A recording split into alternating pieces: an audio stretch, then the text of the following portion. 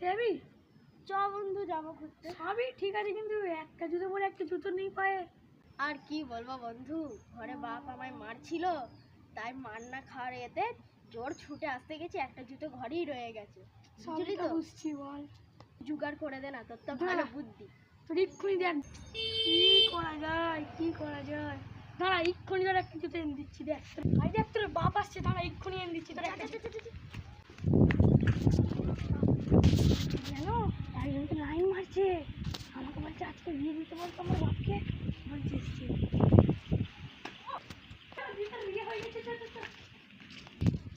দেখলি তোর জুতোর ব্যবস্থা করে কিন্তু ভাই সবই ঠিক আছে, একটা যে এইরকম আর একটা এইরকম। আচ্ছা দাঁড়া এনে দিচ্ছি, দাঁড়া এনে দিচ্ছি, ঠিক আছে জোগাড় করে এনে দিচ্ছি।